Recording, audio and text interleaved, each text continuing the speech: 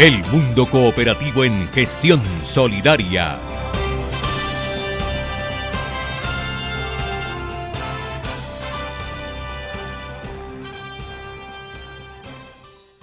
La doctora Alina Ariza Ortiz es la directora de Confecop en el Departamento del Atlántico. El Departamento del Atlántico ha sido uno de las regiones del país más golpeadas por este virus que afecta al mundo entero y del cual ninguno es ajeno. Es una situación bastante compleja. ¿Han sido unos días complejos, doctora Alina?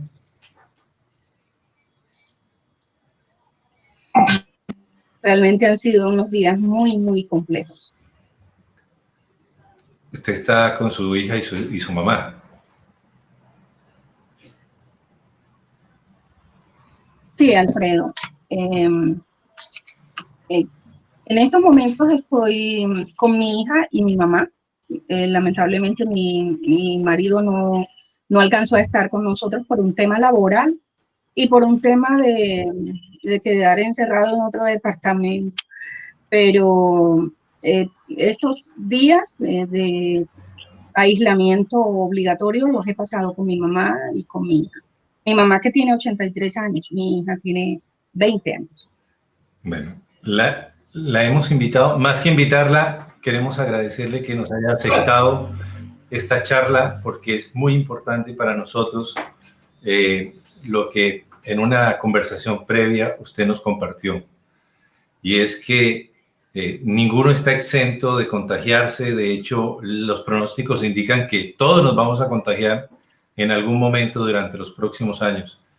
Y es una situación bastante compleja porque pues, muchos consideran que están exentos, que no les va a tocar este virus o que al no ser sintomáticos no tienen mayor responsabilidad más allá de seguir adelante.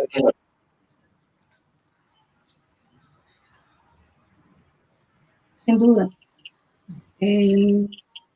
No sé, Alfredo, yo creo que este es como, para mí inicialmente es una oportunidad para que quienes hoy nos acompañan en la transmisión, a los cuales ofrezco un saludo especial desde Confecop y desde Alina Ariza como persona, que es quien hoy está aquí, básicamente aportando la experiencia que he tenido que vivir en este tiempo.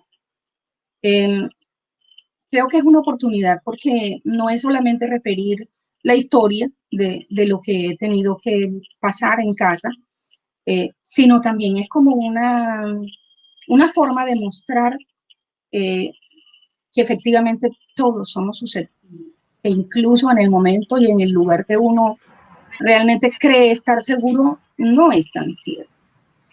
Todas las medidas son necesarias, siguen siendo necesarias, pero el riesgo del contagio abre la ventana que uno menos cree.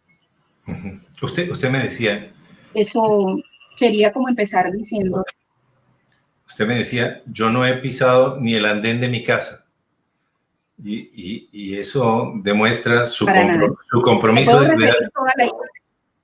Cuéntenosla, por favor, que es muy bonita, y quienes quieran escucharla, bueno, pónganle mucha atención. Toda la historia.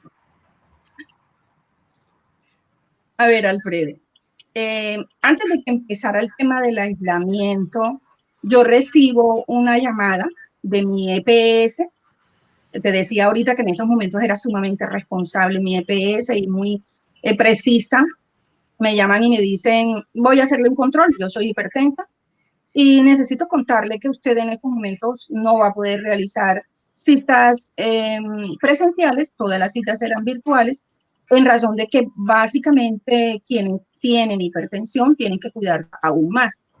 Y para el caso suyo, en el que es asmática crónica, como lo soy hace mucho tiempo, y en el cual mi sistema respiratorio hay momentos en que solo está al 60%. Por lo tanto, es muy fácil que escuchen de mí una respiración suspirosa, efecto de todos esos años en los que he estado con ese asma. Entonces, usted con asma, con hipertensión y con obesidad, usted es un dulce para el coronavirus, me dijo la doctora, la internista. Usted le da coronavirus, usted se va a morir. Entonces, como con esa sentencia, pues yo entro en este aislamiento con todas las prevenciones del caso. Es muy cierto que desde el 23 de marzo yo no pongo un pie fuera de mi casa, ni siquiera la terraza, porque medíamos y ahí había como 2,80 metros y era como digamos, el metraje suficiente para uno conversar con quien estuviera por fuera, sea alguien que llegara a traer una mercancía, lo que fuese. Te decía que estoy vivo con mi mamá, que tiene 83 años y por lo tanto ella también era pero muy susceptible de contagio, y lo peor era la mortalidad en la edad que mi mamá tiene en estos momentos. Entonces estábamos muy convencidas de que estando dentro de la casa íbamos a estar cumpliendo una cantidad de requisitos de autocuidado, de seguridad, bueno, y que eso era la única manera que teníamos de protegernos. De hecho, llegamos al extremo, o no sé si es extremo, pero creo que responsablemente lo hicimos. Yo tengo 2 hermanas, pero una vive por fuera y otra vive acá. Mi hermana que vive acá no ha visto a mi mamá desde esa fecha, o sea, visitar a mi mamá desde esa fecha. Entonces, no dejábamos entrar a nadie. Por allá en el mes de abril, creo que fue una sola vez que mi hija salió a hacer compras, y luego la ansiedad y la angustia de uno como mamá pensar que ella se pudiera contagiar, y no pensaba en mí en ese momento, sino en ella. Decidimos que todas las compras iban a ser por la APP de los diferentes almacenes. Cuando llegaban esas compras, Alfredo, nosotros entraban primero por el garaje porque da derecho es un pasillo derecho al patio. Teníamos unas poncheras, yo creo que los que nos escuchan, bueno, unas tinajas, no sé cómo lo llamarán en otro lado.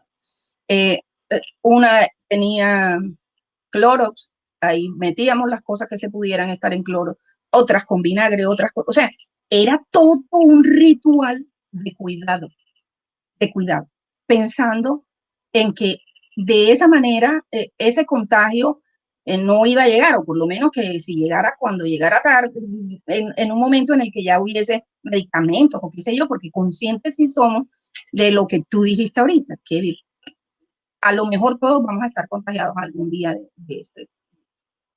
Entonces, en ese orden de ideas, estábamos como tranquilas, como convencidas de que estábamos seguras. Cualquier día, y no voy a abrir ahí un espacio para decirte, sin embargo, hubo ventanas en ese autocuidado que luego nos dan la certeza de que no son las cosas que uno debe cuidar más. Entonces, en ese momento estábamos tranquilas. Cualquier día mi mamá dice, no sé, pero me siento como con el cuerpo descompuesto, expresión de señora de su edad, ¿no? Lo que significaba que tenía como fiebre, un poco de calentura. Bueno, pues las alertas terribles. Por ahí hicimos como una consulta médica particular, o no consulta como tal, sino llamamos a un familiar y, bueno, es que sí puede ser que en esta época también con la lluvia y todo eso hay otra clase de fiebre, no todo es coronavirus. Bueno, mamá, todo te huele, sí, todo te sabe, el sabor, sí. Bueno, tenía algunos problemas gastrointestinales y bueno, hasta ahí. Luego, mi asamblea fue el 17 de junio, yo ese día tenía fiebre. Era una fiebre altísima. La verdad, pero no sé cómo pude estar 4 horas allí, en medio de la tensión que siempre genera una asamblea, porque las asambleas siempre son iguales. Siempre hay alguien que está contento, alguien que no lo está, alguien que pregunta, y uno tiene que tener un buen ánimo. Yo, la verdad, no sé, creo que ese día hice mi curso de control emocional y de control físico, porque yo pude estar ahí con esa fiebre de 39 grados y con la preocupación de que ya mi mamá tenía fiebre y ahora yo. Ese día pasó listo. Luego cualquier día llaman de la EPS, mi mamá y yo estamos en la misma EPS, y yo me siento a escuchar esta voz de lo que le iban a decir. Entonces le dijeron, no, es que usted tiene síntomas típicos de coronavirus, hay que mandarle a hacer la prueba. Allá a la casa le va a llegar. Bueno, a mí eso me impactó muchísimo, pero me impactó y yo quedé como sentada en un mecedor. Ahí empezaron mis verdaderos síntomas de coronavirus. Me desmayé por un rato largo. Mi hija me abría los ojos y yo la veía como lejísimo, pero no la escuchaba. O sea que ahí había un grado de inconsciencia porque mis oídos no alcanzaban a captar la voz de ella ni los gritos que ella daba. Mi presión se fue a 90, 50. Quienes saben de medidas de presión saben que eso es una presión baja, sobre todo yo siendo hipertensa. Mi glicemia se bajó a 60. La glicemia habitualmente está entre 70 y 110. Todos los electrolitos, o sea, lo que es magnesio, sodio, todo eso, cuando me hicieron una prueba de sangre, yo lo tenía alterado. O sea, ahí me descompensé. Empecé a no tener fuerza ni para ir a 10 pasos yo sola. Es una sensación, y lo peor, Alfredo, es todo lo que pasa por tu cabeza en ese momento. Saber que mi mamá ya tenía un diagnóstico, mi mamá estaba, digamos, sospechosa, indicaba que también yo lo estaba. Fui a hacerme una prueba rápida porque mi hermana me insistió. La prueba rápida, me entregaron el resultado, es la que se hace en sangre. Me entregaron el resultado ese mismo día y decía negativo. Y yo ahí quiero darle gracias a Dios porque esa prueba llegó así, porque fue el error de la prueba, pero fue lo único que me permitió a mí tranquilizar mi pensamiento. Digamos que empezar a confiar en que era otra cosa y que de esa íbamos a salir. Porque creo, Alfredo, que si en ese momento, en el estado físico en el que yo estaba, en el que logré deshidratarme de una manera tan bárbara, mi piel parecía como un cocodrilo, era una cosa horrible. Si yo me entero en ese instante que yo tengo COVID, quizá mi pensamiento no hubiese dado para tener ideas positivas, porque tenía aquella sentencia que me había dado la doctora y la internista antes de que empezara el confinamiento en el que hemos estado. Entonces, pasan los días y cualquier día llega a la casa. Bueno, allí yo empecé como un proceso de recuperación muy lento. Empecé a recuperar el poder tomar algo y que me llegara hasta el estómago, que la inapetencia esa tan horrible que da, ese cansancio físico que aún tengo. Entonces creo que llega un momento en el que uno empieza a sentir que se recupera, y yo dije, pues no fue coronavirus, porque me estoy recuperando. Y es cuando llega el paquetico de la EPS con un eso es como un pulsómetro. No, es algo que uno mete el dedito y allí le miden la cantidad de oxígeno que uno está manejando en sangre. Entonces, llegó eso y yo miro en un cartel que traía la bolsita, que era, este es el paquete para quienes están positivos al COVID. Bueno, ya estábamos recuperados un poco. Mi mamá es un roble, y no sé si hay robles de antes y hay robles de ahora, pero ella es de los de antes. Ella simplemente tuvo una fiebre, ella simplemente tuvo unos problemas gastrointestinales, y por ahí a veces como medio cansada, pero los 83 años uno mimetiza ese cansancio allí, contrario a todo lo que me pasó a mí. Era impresionante. Entonces, cuando vemos que es el resultado de que mi mamá sí es positiva al COVID, pero ya estábamos recuperadas, entonces damos una vuelta muy grande. ¿Hacia dónde? Una vuelta al positivismo, una vuelta al positivismo, una vuelta a que lo habíamos pasado, estábamos superándolo porque ya había pasado más o menos el día 10 después de los primeros síntomas míos, y de mi mamá eran más días porque ella había empezado antes que yo. Y esa vuelta era darle gracias a Dios, Alfredo, a Dios, porque en medio de tantas circunstancias que nosotros estábamos viviendo, y en medio de tantas muertes, en medio de este panorama tan terrorífico que tenía Barranquilla, que sigue teniendo Barranquilla, pero ahí estaba como en ese momento en el que parecía de impotencia, que uno no podía hacer, los, las administraciones no podían controlar. Yo decía, Dios mío, mira tantas cosas que ocurren, gente joven, gente en otro tipo de condiciones, y sin embargo, no lo superaron, y nosotras lo logramos. Por eso yo creo que a Dios, mira, te digo algo, Alfredo, no sé cómo va a sonar un poco, pero eh, yo soy egresada del Colegio Americano y ahí duré 11 años de mi vida, por lo tanto, hay una marcada tendencia a recordar todo lo presbiteriano que el colegio es.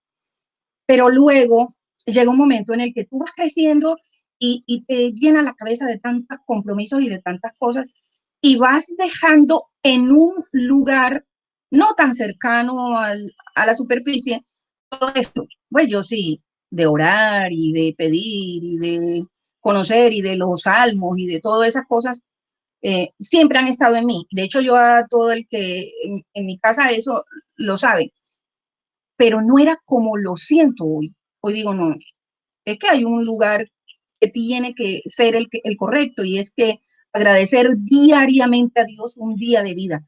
Eso no nos puede pasar nuevamente. Despertar y decir, Dios, gracias porque estoy viva. Y adormecerse uno confiado y en fe, esto me hizo el coronavirus. Recordar que hay que hacerlo.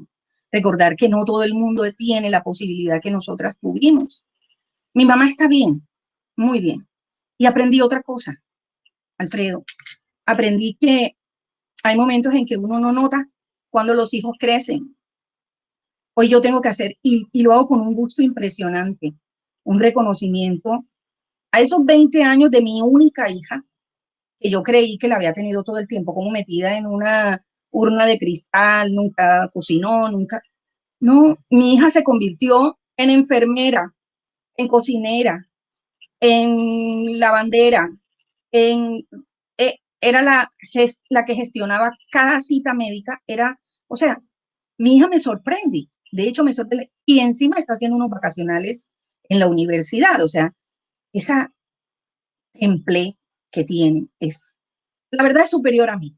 Yo creo que yo soy un poco más débil en ese sentido, pero bueno, tiene la fortaleza de mi mamá, creo, y la de su papá, que también es una persona que no es tan fácil de que algo lo haga sentir derrotado. A ella públicamente la reconozco, de verdad. Gracias por esa oportunidad que me das. Y bueno, luego de todo esto, Alfredo, lógicamente mi prueba llegó un poquito más tarde, también llegó positiva, rogaba a Dios que llegara positiva, porque yo decía, ¿y si llega negativa y entonces me voy a contagiar y no voy a poder haber vivido todo esto y agradecer todo esto? No, no, tiene que ser positiva. Qué cosa tan impresionante y tan contradictoria, pero esperaba esa palabra puesta en esa prueba. Entonces, bueno, Alfredo, he vivido eso es lo que he vivido. Quiero decirte algo que he pensado, que creo que nosotros como cooperativistas tenemos que considerar, y es que esta es una época que no todos han podido vivir, nosotros la hemos vivido, la vamos a recordar todo lo que ha pasado, todo el tema social, como las diferencias sociales son tan notorias, como las brechas sociales son muy, muy visibles. Debemos recordar bueno, quienes lo vivimos, lo superamos, y ojalá mucha gente pueda estar en ese momento. Y pero también el tema económico. Sí, tenemos que recordar cómo un virus pudo ser capaz de resquebrajar muchas potencias y todo el tema. Sí, que la Organización Mundial de la Salud, todos los líos que esto ha generado hay que recordarlos. Pero, ¿sabes? Yo creo que también hay que recordarlo como una oportunidad de volver hacia uno como ser humano, hacia uno como persona, y volver a tener toda esa sensación de que el ser humano es el centro de todo y que nosotros como cooperativistas lo promulgamos. Pues esta es una época para recordar que el coronavirus puede ser la oportunidad de lograr ese mundo mejor que nosotros siempre estamos como considerando que el cooperativismo lo puede lograr. ¿Qué les digo a todos? No sé si es el momento de decirlo o si tú tienes alguna cosa que preguntarme antes.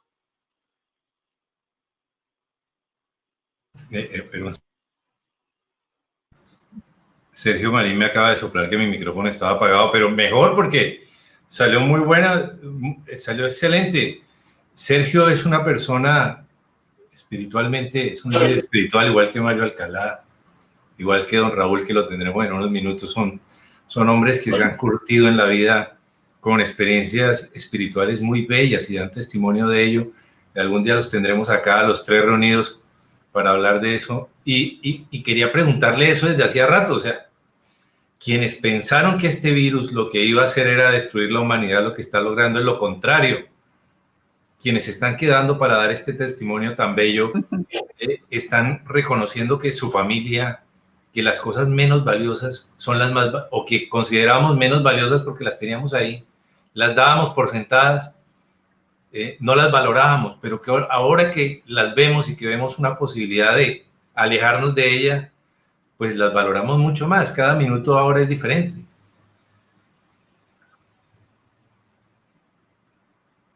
Sin duda, Alfredo, sin duda. Realmente, mira, hay cosas tan aparentemente triviales como, por ejemplo, te voy a decir algo.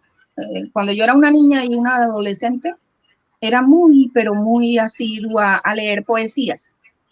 Todo eso había quedado en el olvido, simplemente quedaban en la biblioteca los libros de poesía que, bueno, era que como mi tono de voz daba para la poesía, entonces a mí me encantaba eso y procuraba estar como allí al pendiente. Pero luego llegaron otras cosas que de pronto ya eran como, sí, bueno, tu ego te lo puedes alimentar con este tipo de situaciones. Este momento de encierro obligatorio, no sé cómo lo llamamos, cuarentena o aislamiento, lo que querramos llamarlo, digamos que nos pone a saturarnos de todo. Me saturó la televisión, las redes sociales. Antes disfrutaba estar en una, refiriéndome, digamos, enterándome de la manera que fuera, a veces divertida, a veces lo que fuese. Pero fíjate, cada una de esas cosas cansa en un momento como el que yo he vivido. He querido mantenerme alejada de muchas cosas que generan angustia. Y volví a leer poesías, Alfredo.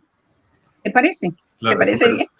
Bueno, me parece sí, bien volví como que no nos amenace, que le alcancen una ahí para que aprovechemos la oportunidad y conozcamos a doña Alina Ariza, la poeta. No importa que sea de otro autor. No, pero es que no son mías, son solo lecturas de poesía. No importa. Bueno, entonces te voy a decir solamente una estrofita. A ver, por favor. Es una poesía que se llama El poema de las cosas y es de José Ángel Buesa, es un cubano. A mí me gusta mucho cómo escribe. Creo que digamos, su estilo es fácil que llegue hasta las personas que no tienen de pronto mucha, digamos que, mucho interés en el tema. Y dice, quizás estando sola de noche en tu aposento, oirás que alguien te llama sin que tú sepas quién. Y aprenderás entonces que hay cosas como el viento que existen ciertamente, pero que no se ven. Es la primera estrofita. Pues muy bien. Esperamos tenerla para las siguientes estrofas. Estoy esperando a Raúl, no ha llegado. Ya viene el profesor Raúl Escobar para hablar un poquito de finanzas. pero usted hablaba un poco del tema material. Estamos todos angustiados porque los recibos siguen llegando, o sea, en ningún lugar del país ha parado la llegada de los recibos. En este momento están cerrando varias localidades en Bogotá durante 14 días, las personas que más necesitan estar trabajando. En medio de estas dificultades que han revelado la escasez de nuestro país y la poca grandeza de mucho de nuestra dirigencia, ¿qué le diría usted a las personas en medio de estas dificultades en el tema económico?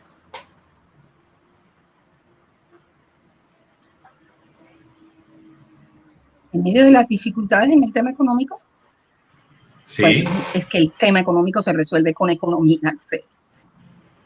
Sí, yo creo que voy a hablarte solo del sector.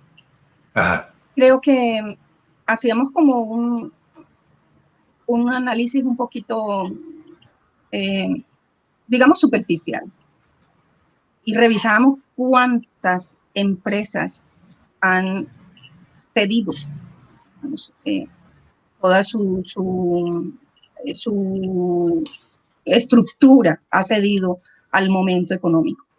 Las cooperativas hasta este momento, hay algunas con dificultades internas, pero que en un momento dado se están resolviendo internamente. No ha habido, hasta donde conozco, hasta donde he estado, no puedo decirlo con la certeza, pero es algo que hemos tenido como una bandera, y es que se han conservado los empleos, cosa que de pronto no han ocurrido en otras formas de empresa económica.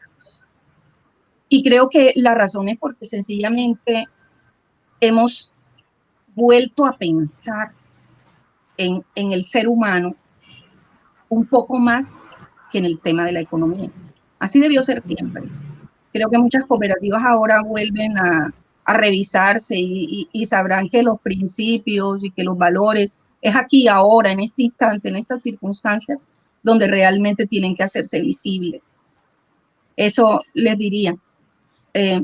La forma económica, la forma cooperativa, la forma solidaria ha permanecido sencillamente porque somos una cantidad de seres humanos en torno a una circunstancia que nos afecta a todos y que queremos resolver entre todos. ¿Que suena ideal? Tal vez, pero es que lo estamos viendo. Eso diría Alfredo. Y el resto de la gente a quienes nos están viendo en estos momentos, están preocupados. Va a haber un nuevo pacto social. Solo tengo ¿Usted cree que va a haber un nuevo pacto social? O sea, lo que de alguna manera muchos esperaban a través de la Revolución Francesa se va a volver a dar, pero con un nuevo formato, en medio de una modernidad. Bueno, tanto como pensar en que sí se va a dar, pero lo que sí pensamos es que eso es meramente factible. Lo que sí pensamos es que el cooperativismo ha mostrado, o el sector solidario ha mostrado, que justo estos momentos difíciles, donde se acaban las posibilidades, donde las ideas ya no son las mismas, donde la economía ha dejado de funcionar, nosotros funcionamos. Lo que tenemos es que concientizarnos todos los que pertenecemos al sector, no solamente los dirigentes, no solamente quienes estamos en el gremio, no solamente los que estamos convencidos del modelo, es que todos tenemos que entender que sí lo podemos lograr. Creo que las cooperativas han tenido una gran oportunidad, y vuelvo y digo, Alfredo, este coronavirus podría ser la oportunidad de mostrar que el mundo sí puede ser mejor en medio del sector. Bueno. ¿Cómo está su situación médica en este momento? ¿Cómo se siente? ¿Ya está más fuerte, más tranquila?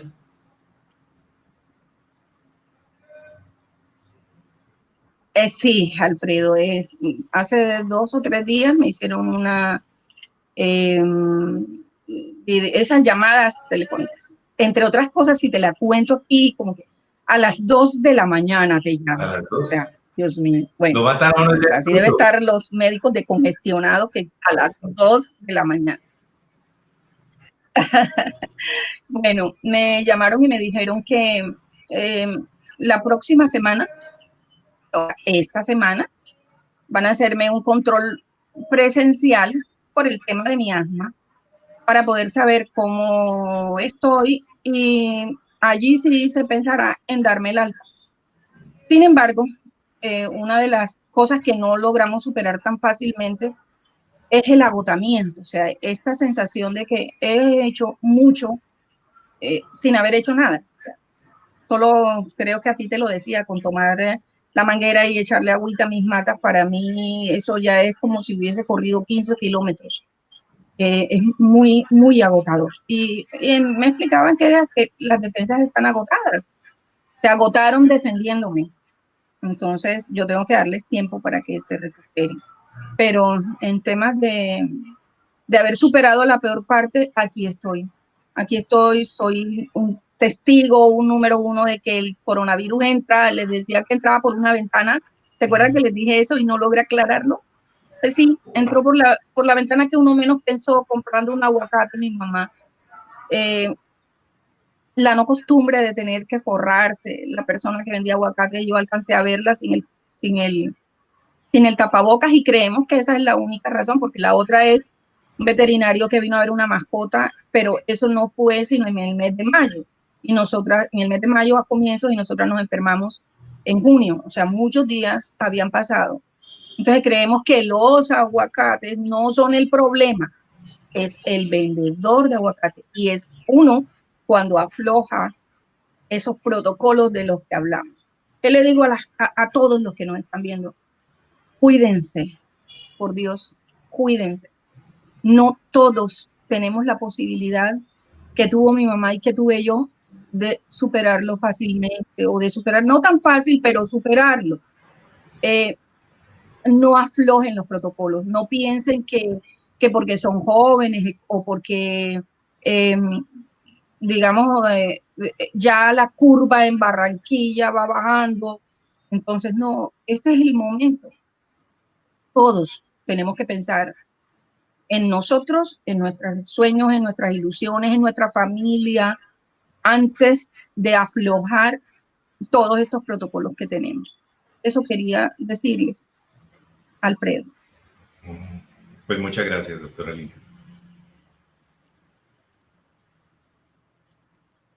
Gracias, Bueno, gracias por contar. Gracias a ti, Alfredo, por la oportunidad, por el momento. Y esperamos que su familia esté bien, que usted se recupere del todo ya en estos días. Y tenemos pendiente un café. Yo la tengo amenazada con un café cuando esto termine, como dicen por ahí. Claro. Sí. Muy bien. Y así es, cuando esto termine.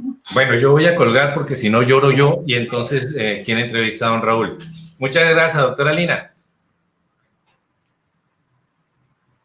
Un saludo. Que esté muy bien.